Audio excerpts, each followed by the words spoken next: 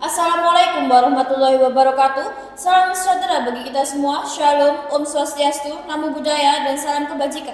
Rahayu. Dewan juri yang terhormat, perkenalkan kami dari Fakultas Hukum Universitas Bhayangkara Surabaya dengan saya Anissa Sofia dan sebagai pembicara pertama, saya Yuli Nurmalasari sebagai pembicara kedua, saya Bunga Rizky Amalia sebagai pembicara ketiga.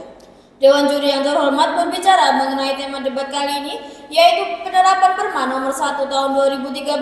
Kami sebagai Regu Pro menyatakan secara tegas, lugas, dan mantap bahwa kami sependapat dengan mosi debat yang telah disediakan sehingga layak untuk dipertahankan. Dewan juri yang terhormat mengawali argumentasi kali ini penting bagi kami untuk menjelaskan apa itu artinya perampasan aset.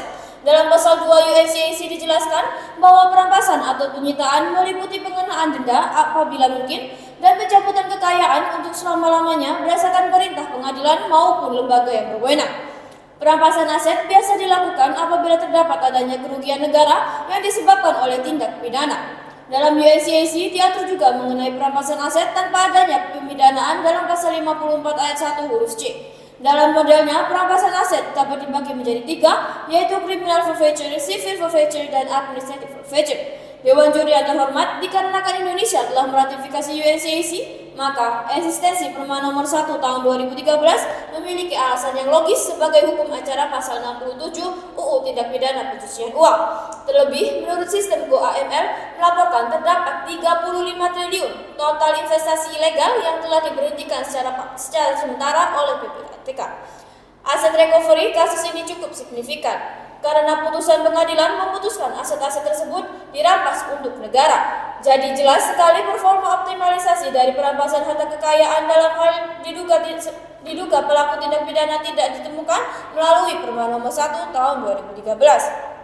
Dalam penyidikan yang digunakan dalam tindak pidana pencucian uang seringkali menggunakan paradigma follow the suspect yang mengedepankan perampasan aset secara pidana atau in personam asset forfeiture. Akan tetapi, paradigma tersebut telah bergeser menjadi follow the money dengan perampasan perdata, yaitu in rem asset forfeiture, dan dengan adanya paradigma follow the money tersebut diharapkan pengembalian kerugian negara dapat dilakukan dengan cepat sehingga dapat membantu perekonomian negara. Dewan juri yang terhormat, untuk selanjutnya analisis dalam argumentasi pembuka kami akan disampaikan oleh pembicara kedua.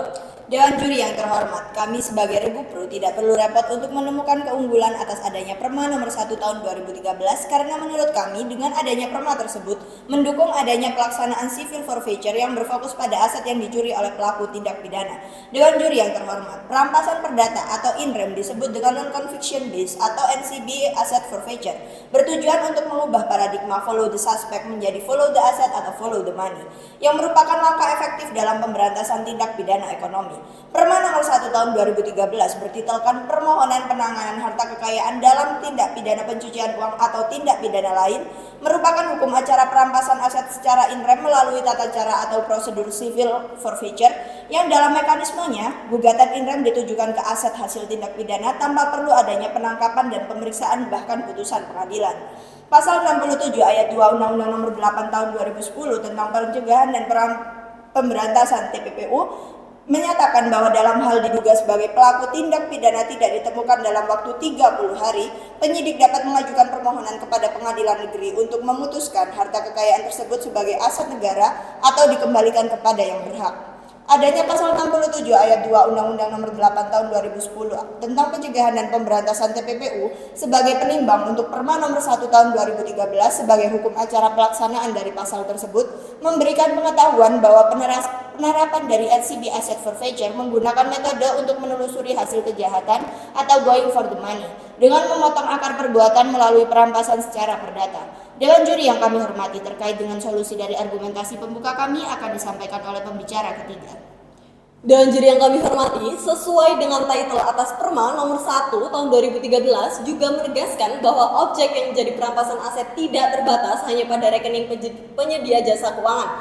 Dikarenakan ada dua hal, yang pertama adanya unsur penghentian sementara sebagai syarat mandatory, yang kedua interpretasi harta kekayaan tidak terbatas pada harta kekayaan di luar rekening. Dewan juri yang terhormat, jaksa bertindak sebagai pengacara negara mengajukan gugatan in rem tanpa perlu adanya kasus pidana atau setelah kasus tersebut diputus majelis hakim. Perampasan aset secara inrem juga menggunakan fiksi hukum seolah benda tersebut bersalah pada saat penggunaannya atau cara mendapatkannya yang melawan hukum. Apabila benda yang menjadi hasil keuntungan tindak pidana dipindah tangankan pada pihak ketiga, maka pihak ketiga secara hukum tidak memiliki kepemilikan dari benda tersebut. Pasal 1 Perma nomor 1 tahun 2013 tidak melanggar hak kemanusiaan. Hal ini dikarenakan mekanisme prosedural perma tersebut didesain sedemikian rupa sehingga telah memperhatikan aspek hak asasi orang yang diduga sebagai pelaku tindak pidana.